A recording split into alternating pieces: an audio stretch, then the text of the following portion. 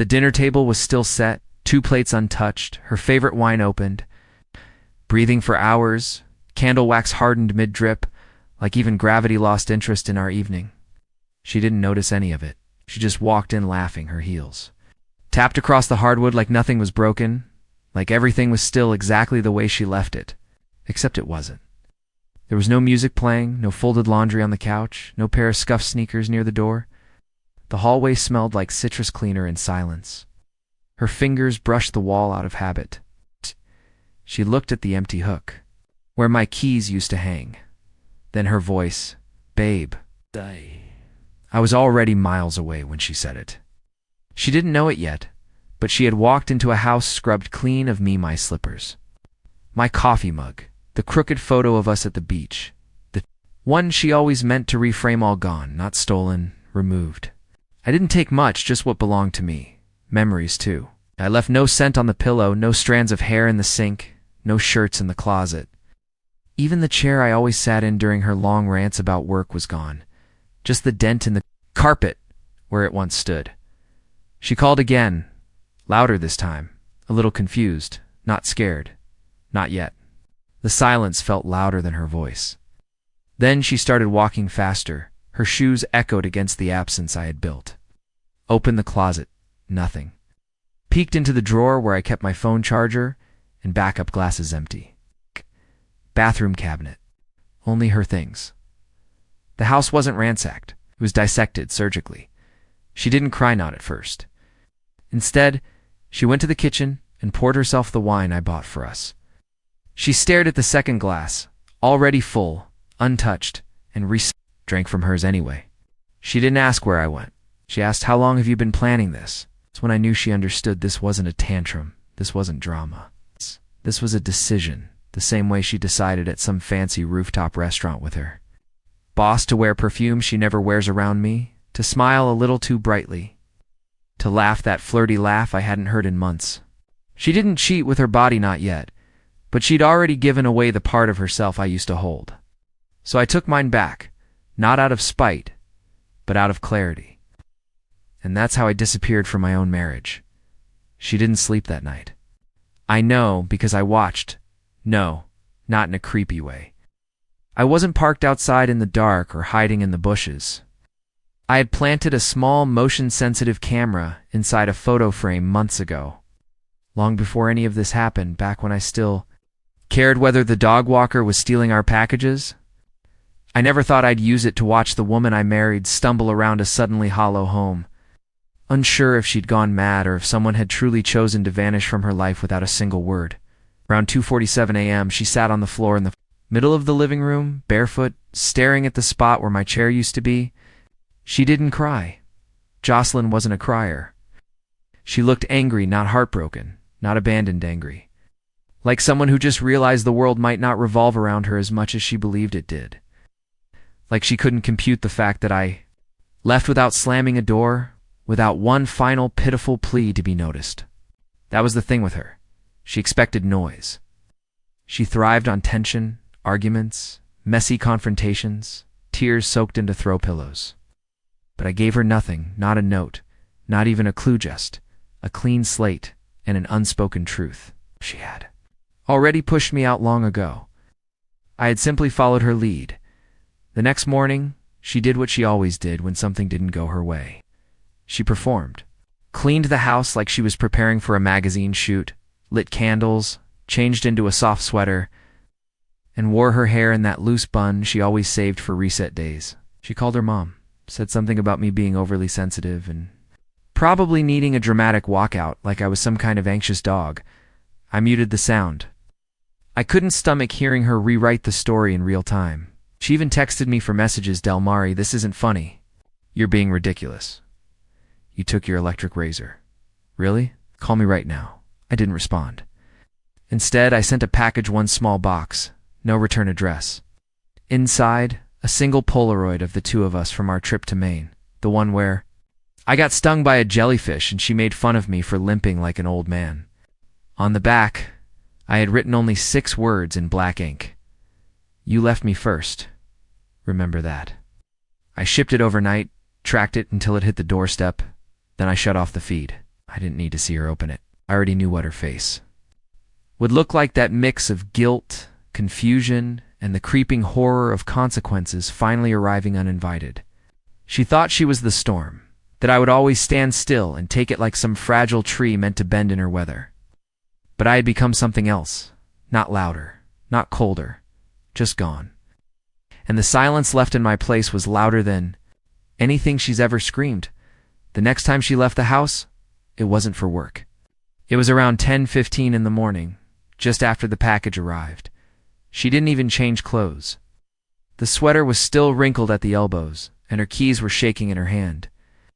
I could tell because I still had access to the security cam. In the garage, the one I installed after she left the back gate open 3 nights in a row and blamed it on raccoons, she got in the car like a woman who wasn't sure whether to chase something or run from it. And me?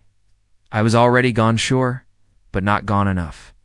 A few weeks before all this, I'd set up a paper trail, not because I planned to vanish, but because I knew I'd need to eventually bank accounts opened in a new name. An old friend from high school, Bruce, who owed me a favor from a very dumb night in college, let me register a P.O. box under his business address in another state. I even sold a few of my vinyls quietly online and saved the cash in a fireproof box. Jocelyn never noticed. She never asked what I did on Tuesdays. The one night a week she stayed late for strategy sessions at Everett's place. She went straight to my sister's house. That's when I knew she was panicking. Lauren and I have never been close. She's younger, sharper, way more protective of me than I deserve. She always hated Jocelyn, not for anything specific, just that gut feeling younger. Sisters have when they know someone is slowly hollowing out the brother they used to admire. According to Lauren, Jocelyn showed up all smiles at first, knocked like everything was fine, said she was just checking in because I'd apparently been moody the past few months, and maybe having some kind of midlife spiral. Lauren let her in, sat her down, poured her tea, and then refused to answer a single question about where I was. Jocelyn, being Jocelyn, got frustrated within minutes, said things like, "He's so dramatic and he'll come crawling back once he calms down." She even laughed in someone else's living room as if this was all just another little bump in her flawless, curated world. Lauren told her to leave. Jocelyn didn't take it well. There was shouting, something about not helping your brother, and "This is our marriage, not yours." My sister recorded the whole thing, sent it to me later with a simple caption, "She doesn't get it, not even a little." That was the moment it hit me. Jocelyn wasn't afraid of losing me. She was afraid of losing the version of me that made her life easier? The guy who cleaned up messes, kept the lights on, nodded at the right times, didn't ask questions. I wasn't her partner. I was her convenience. And now that I was gonna really gone, she was spiraling, not out of love, but out of disruption. Still, I wasn't prepared for what came next because that night she tried something I didn't think she was capable of. She called Everett, not just called. She FaceTimed him. And for the first time in all the recordings I had quietly stored on the cloud, she didn't flirt. She didn't smile. She didn't adjust her hair for the camera. She cried, "Everett," she said, voice cracking like glass. "He's gone, and I don't know what to do. I think he's been watching me." He stared at her, silent for a moment. Then he said the most chilling thing I've ever heard. "Did you check the safe?" And that's when I knew they had secrets between them. I'd never imagined secrets buried so deep that even she looked startled to hear those words come from his mouth. She stammered, said she didn't know what he meant, smiled like a man with leverage. "If he's gone, Jocelyn," Everett said, leaning forward, "then you have a much bigger problem than a broken marriage." She hung up quickly, panicked. The screen went black, but I didn't stop watching. Couldn't. Because somehow the moment I thought I had finally walked away was exactly when I stepped into something much darker. I don't think she even remembered the combination. The safe was wedged behind the coats in our guest room closet. Hidden behind a false panel, I installed myself back when we thought investing in security would make us feel like adults. It was the kind of thing you buy after watching too many heist movies, then forget about when life gets too busy. Jocelyn only ever used it once, maybe twice. I kept it for emergencies. She called it overkill. But now it was 2:13 a.m. and she was kneeling on the floor in silence, trying to remember 6 digits that apparently never mattered to her until tonight. She failed the first 3 times, slammed her palm against the keypad on the 4th, and then just before giving up, she typed in the numbers I always used when I couldn't think of anything else. Our wedding date. It clicked, and the door swung open. I watched it all on my phone. The camera was discreet, tucked into the smoke detector overhead. She never liked smoke detectors, said they clashed with the aesthetic. But I kept it there because I knew someday I'd need to see the truth. From above, without filters, without eye contact, just the brutal honesty of a person alone in a room with their consequences. She pulled the contents out one by one. First the passports, then the envelope of cash I'd saved up over the last year. She barely glanced at it. What she really wanted was underneath a black folder sealed with a red elastic band. Her hands hesitated, then opened it. Inside were photographs, dozens of them, printed, tangible, not digital. She flipped through them quickly at first, then slower, one by one, until her face changed. That thing she always did when she was caught off guard, where her jaw tightens and her nose twitches slightly. I hadn't seen that expression in years. Not since I caught her lying about where she was the night she said she had food poisoning. And instead, her location pinged in the parking lot of a hotel 45 minutes from home. These photos weren't of her, though. They were of Everett with women different. Ones, some clearly employees, some not. And in 2 of the photos, blurry but unmistakable, Jocelyn not touching him but there, present, watching, smiling. In the corner of the folder, I had tucked a USB stick. She sighed, hesitated, then picked it up like it was radioactive. That USB contained hours of audio, not just recordings of our house, but of Everett's office. I had borrowed a digital pin recorder from a friend who worked in corporate risk. Jocelyn didn't know I'd ever been in Everett's building, let alone near his desk, but I had, and I'd left the pin there during one of her late strategy sessions, picked it up 2 days later. She never noticed. And what it recorded wasn't just unprofessional, it was illegal. Corporate fraud, wire misrepresentation, bribery, names, dates, amounts, proof enough to ruin him, enough to bury her with him if she'd been involved. Didn't send it to the police, not yet, because I needed her to see it first. I needed her to know that everything she thought she controlled had already been collected, collated and sealed. Her hands trembled as she stared at that little piece of plastic.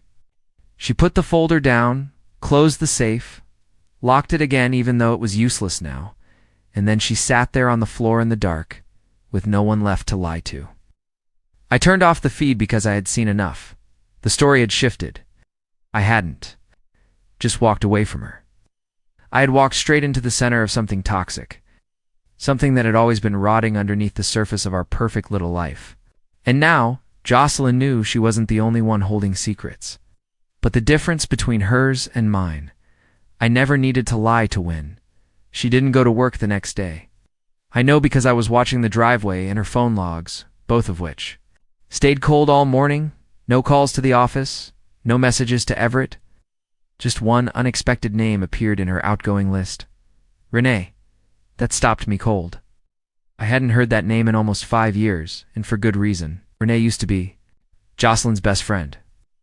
They were inseparable until one New Year's Eve when something happened that no one ever explained. I only remember what came after the screaming match behind closed doors. The week Jocelyn refused to speak a single word about it, and the way Renee vanished from our lives like someone had erased her on purpose. Jocelyn never brought her up. Again, not once. She called her a traitor, but never elaborated, and now out of nowhere she was calling her. The camera feed in the kitchen caught the tail end of the conversation. Jocelyn was pacing barefoot, wearing a hoodie that used to be mine. Her voice was shaky, not scared, not yet, but uncertain, like she was asking for help from a ghost. "I just need to know what he said to you," Jocelyn whispered into the phone. "Back then, I know you remember. Did he mention me or us?" "Renee, please. I don't care about the fight anymore." She stopped, listened. Her face crumpled. Then she whispered, "Oh my God." No follow-up, no text, just silence. Stood there for maybe 30 seconds, phone still in her hand, then dropped it on the counter like it had burned her. I watched her go straight into the bedroom, yank open the closet, and dig out her old laptop from the back shelf, the one she hadn't used since switching to the company MacBook. I knew what she was doing, even before she powered it on. See what? Jocelyn never realized what most people never realize is that deletion doesn't mean disappearance. Not when someone like me lives in your shadow, quiet, observant. While she searched, I was already 10 steps ahead because Renee had reached out to me first 2 days before I left. I got a message from a burner email. It was short, no greeting, no signature, just 6 words. She lied about what really happened. I almost ignored it, thought it was spam. But the email address had one thing that caught my eye. The numbers at the end were the same last 4 digits of Renee's old number. Curious, I replied. What followed wasn't dramatic, just one. Voicemail attachment, a recording from a night 5 years ago. Jocelyn's voice, slurred but clear. She was talking about Everett, not in admiration, not in fear, but in agreement. She knew what he was doing not just to the company, but to the women. She laughed about it, said things like, they want something for nothing. Everett just cuts through the act.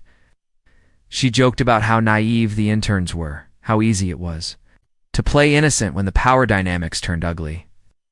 My wife, the woman I defended to my family, 2 strangers, even to myself, wasn't just looking the other way. She was helping him hide it. Renee found out, tried to warn her. They fought. Jocelyn cut her out, and now, all these years later, Renee had broken her silence. It's not for revenge, but because she saw my name on the news in a small community press release about a man who'd gone missing from a quiet suburban home, leaving behind no note, no sign of struggle, just absence. And that was the push she needed to speak up. So as Jocelyn sat there, eyes wide in front of her dusty screen, trying to locate the files I had already downloaded and encrypted weeks ago, I realized something deeply unsettling. She wasn't afraid of being caught. She was afraid of being seen. Fully for the first time, without the armor of her charm, her excuses, her curated victimhood, and now, for the first time since I left, she looked truly, painfully alone. I should have felt vindicated, but all I felt was a strange, bitter ache. Not because she didn't love me. I'd accepted that long ago. But because I had finally become the one thing she couldn't spin, silence or erase. I had become the consequence, and she had no idea what I planned to do next. She didn't pack a bag, didn't grab her passport or jewelry, no cash, just her phone, her keys, and a folder, that same black folder I had left in the safe. She clutched it like a loaded weapon as she walked out the front door and slammed it, shut behind her with a kind of finality that said, I'm done hiding. But she wasn't going to the police. I knew that the moment I saw where she was headed. She drove to Everett's house.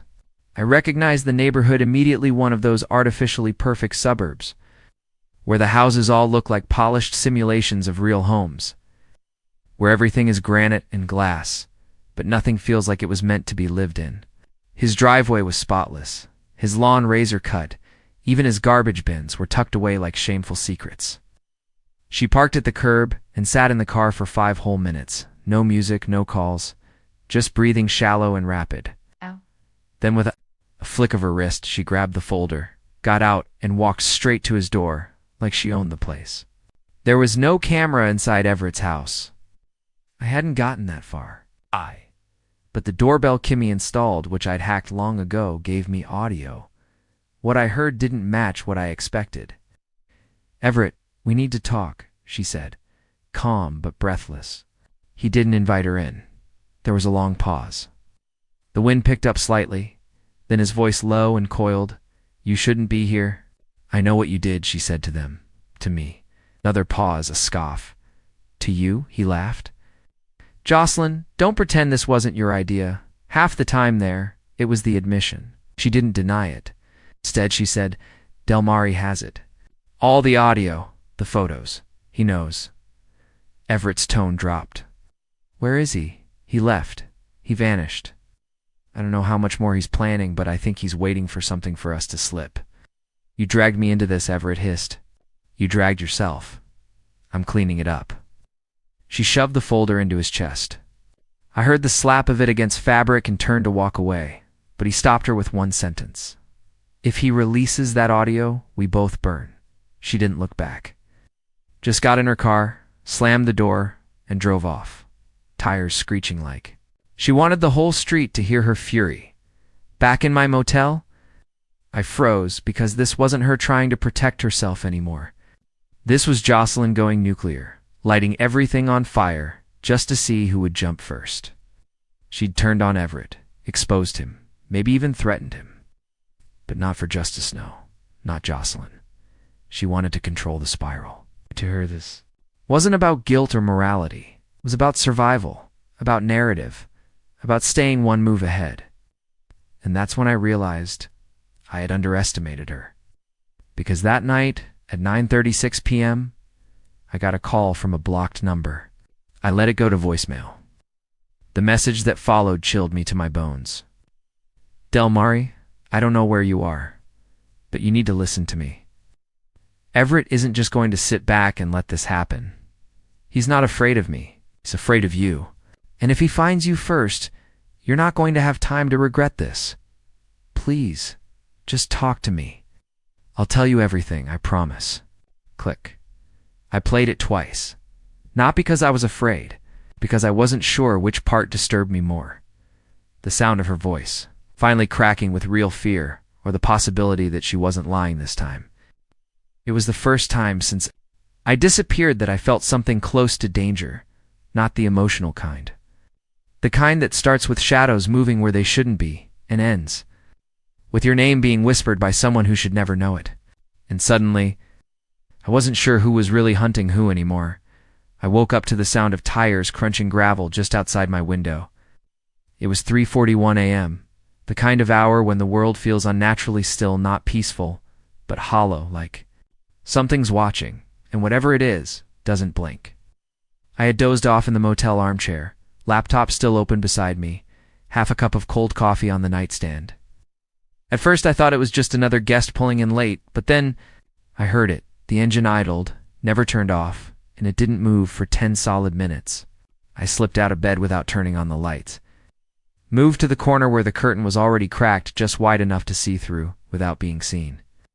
A dark SUV, headlights off, driver's side window open, no visible plates. Like the silhouette. Inside was motionless, watching, not browsing their phone, not fiddling with anything, just watching. The motel manager knew me only as Martin, a quiet guy who paid in cash, kept to himself, and never requested cleaning. But this wasn't a place for tourists or business people. This was a place where people came to disappear or wait for something they didn't want to face. And in that moment, I wasn't sure which of those people I had become.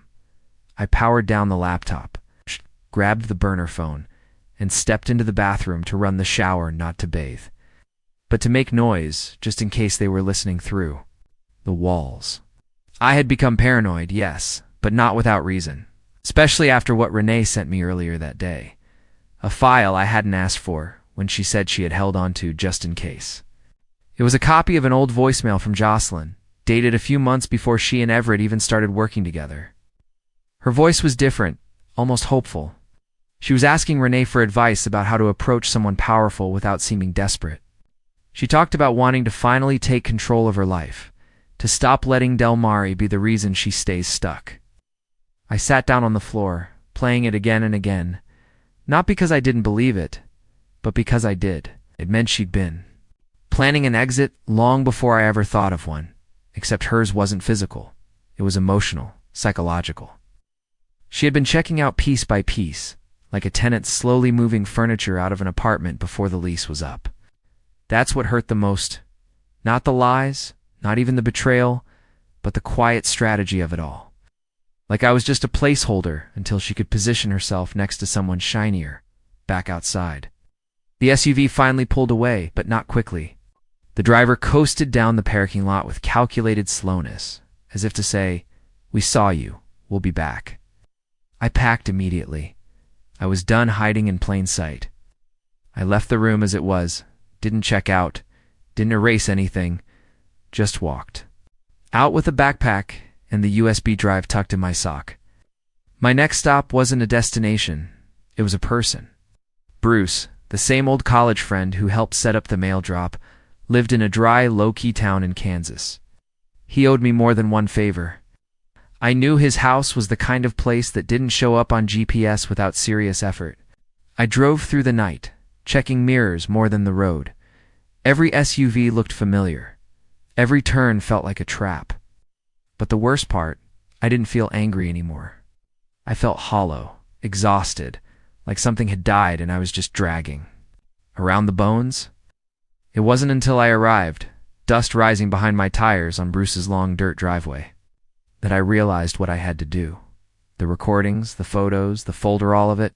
I was going to send everything, not to the police, not to the media, but to the interns, the assistants, the women who had been talked about in passing.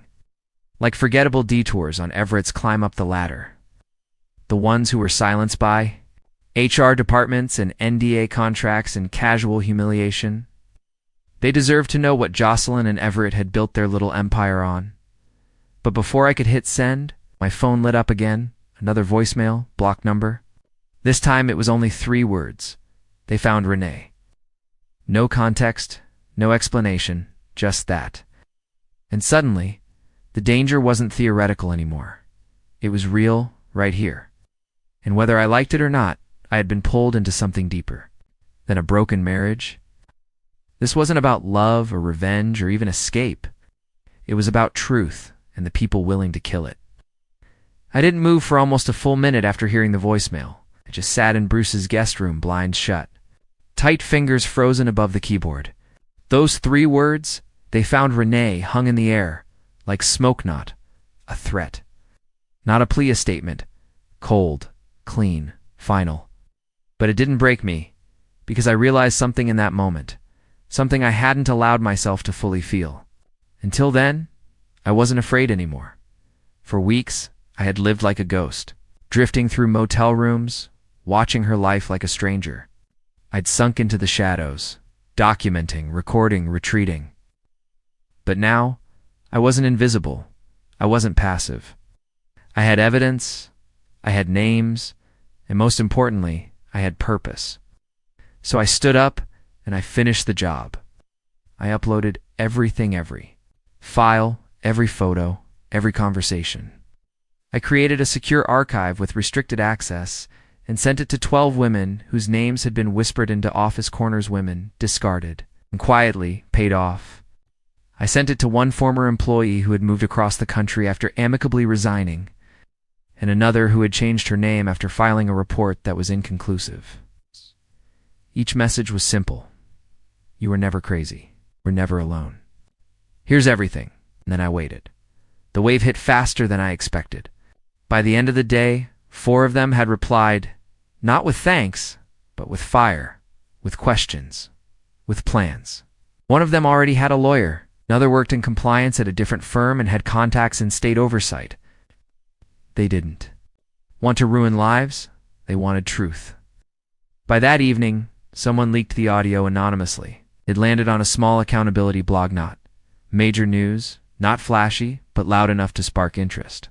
Within 24 hours, it had made its way to corporate legal. 2 board members resigned. Everett went silent. Jocelyn deactivated her social accounts. HR opened an internal review. And just like that, the kingdom they built, the polished image, the careful hierarchy, the untouchable charm began to crack. But that wasn't the real ending. The real ending came 2 weeks later when I got a knock at the door. I was still at Bruce's place, but planning to leave soon. I had booked a tiny rental in Oregon, a 1-bedroom near the coast. I was going to write again, just for myself, nothing serious, nothing published. The knock was soft, uncertain. I opened the door. It was Jocelyn, no makeup, hair tied back, holding nothing. She looked like a woman who had finally run out of mirrors to check. "Hi," she said quietly. I didn't move. She looked down, then back at me. "I'm not here to ask for anything. I wanted to say I know. I know what I did and I don't. Expect forgiveness, but I needed to face you, not the camera, not the silence. You." I let her speak. She admitted everything. The ambition, the manipulation, the things she justified. The women she ignored, the story she'd buried to climb a little higher. She didn't cry, and neither did I when she finished. I nodded once. "I don't hate you," I said. That surprised her. Maybe it surprised me too. "But I'm not coming back," I added. "You don't get to choose when I matter again." She nodded, accepted. It took one last look, not dramatic, not desperate, just final. And then she left. No drama. No shouting. Just the sound of gravel under her tires as she pulled away. I stood in the doorway for a while after that, watching the empty road, letting the stillness settle in. And then I smiled, because somehow, in the chaos, in the mess of betrayal and silence and burned bridges, something unexpected had happened. I had come back to myself.